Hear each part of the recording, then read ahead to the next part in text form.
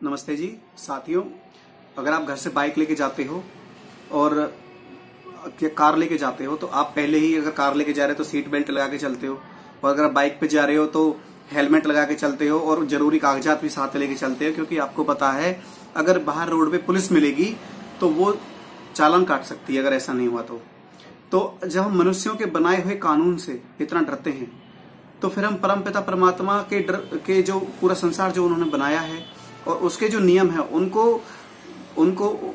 उसके दंड से नहीं डरते, क्योंकि मनुष्यों के बनाए संविधान के अनुसार तो हमें 4-6 महीने की जेल भी हो सकती है, पुलिस वालों से झड़प करने पे और कुछ आगे बढ़ सकती है हमारी जेल।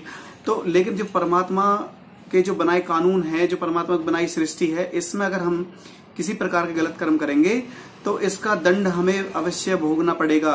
एक आजकल लोगों ने सस्ती भक्ति के चक्कर में ऐसे अपराधों को ज्यादा बढ़ा दिया है, जैसे कि सोच लेते हैं कि कुछ भी गलत कर्म कर लो और मंगलवार को व्रत रख लेंगे। ये मैं अपने हिंदू समाज के लिए कह रहा हूं, क्योंकि मैं मलेच्छों की बात नहीं करता।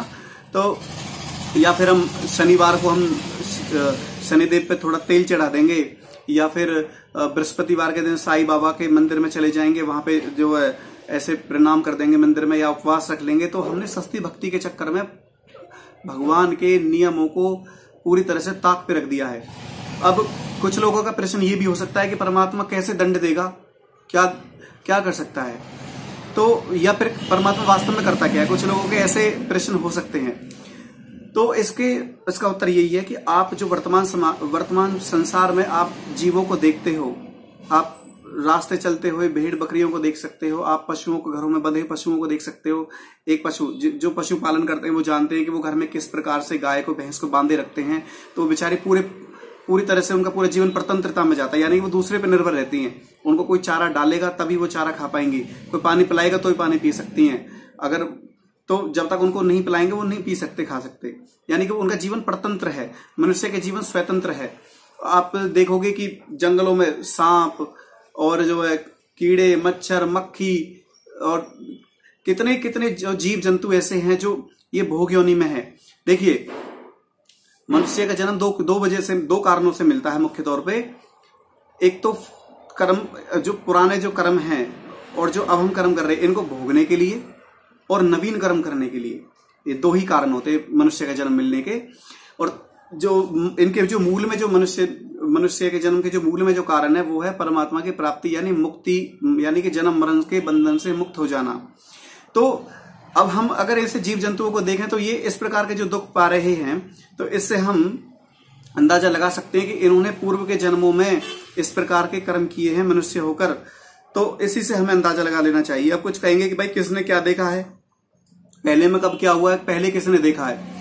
तो इसका सीधा सीधा उत्तर ये है कि अगर एकदम से बाढ़ आ जाती है, एकदम से नदी में बहुत ज्यादा पानी आया, तो इसका मतलब पीछे कहीं बारिश हुई है, या आप कहीं दूर देखते हो धुआं निकल रहा है, तो आप अंदाजा लगा सकते हो कि कहीं ना कहीं आग लगी हुई है।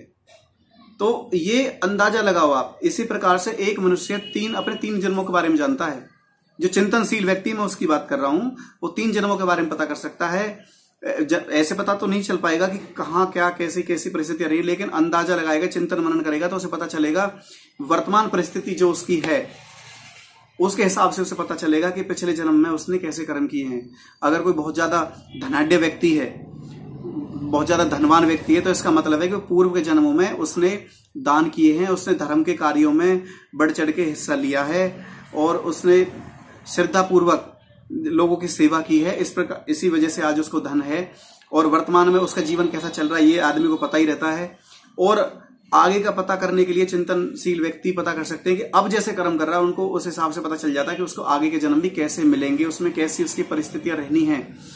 तो ये सब तब आएगा हमारे दिमाग में जब हम चिंतन करेंगे कि एक चीज पर, परमात्मा की इतनी बड़ी सृष्टि है, उसने हमें पानी दिया है, उसने हमें वायु दी है, हमें हमारी इंद्रियां दी हैं जिनसे हम देखते हैं, सुनते हैं, खाते पीते सूंघते, ये इंद्रियां हमें दी हैं। अब एक बात बताओ, आप अगर एक बटन भी दबाओगे, आप एक बटन दबा दिया आपने और लाइट ऑन कर दी, तो उसकी रीडिंग वहीं से स्टार्ट हो जाती है मीटर की, तो उसका हमें बिल भी पे करना पड़ता है। लेकिन उस परमपिता परमात्मा ने तो हमें आंखें दी हैं, पूरे जीवन देखते रहते हैं इनसे, हैं कान दिए हैं, इनसे सुनते ही रहते हैं, नासिका दी है सूंघने के लिए, और प्राण वायु दी है जिससे हम सांस ले रहे, पूरा हमारा पूरा तंत्र चल रहा है।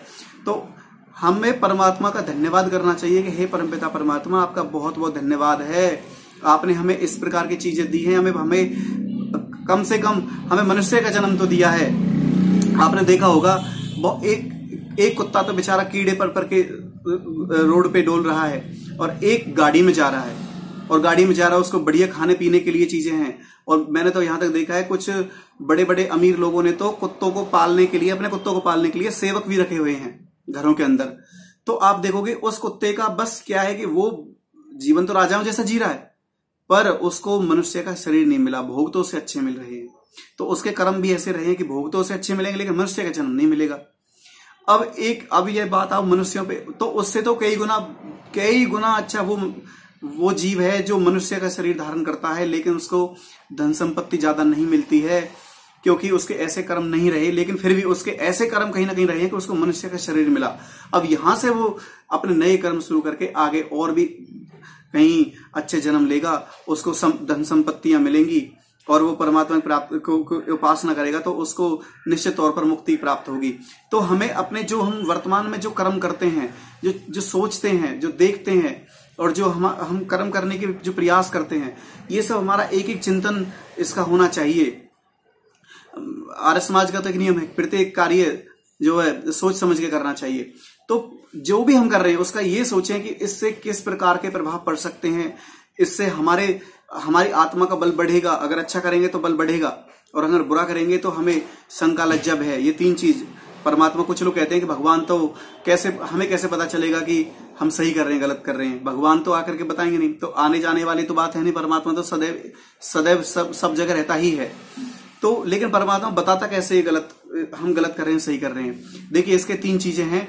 अगर किसी काम को करने में शक है कि अगर मैं कहीं पे किसी को एक थप्पड़ मार रहा हूं तो मुझे शक है कि कहीं 4 आदमी आकर के मुझे और ना मारे, उसके घर वाले ना मारे, या पुलिस कंप्लेंट ना कर रहे थे, तो शंका लज्जा यानी कि कोई ऐसा कोई चोरी करे या कोई और को व्यभिचार आदि करे, तो उसमें हमें भय रहता है कि यार अगर हमने ऐसा कुछ किया तो लोग क्या सोचेंगे, कितनी हमारी बेइज्जती होगी। शंका लज्जा भय, तो भय भी होता है कि अगर आप किसी का कत्ल कर दो तो आपको पुलिस उठा करके ले जाएगी और जेल में डाल देगी। इस बात का भी भय लोगों को रहता है, नहीं तो अब तक तो ऐसे ही सड़कों पे खून बहता रहता।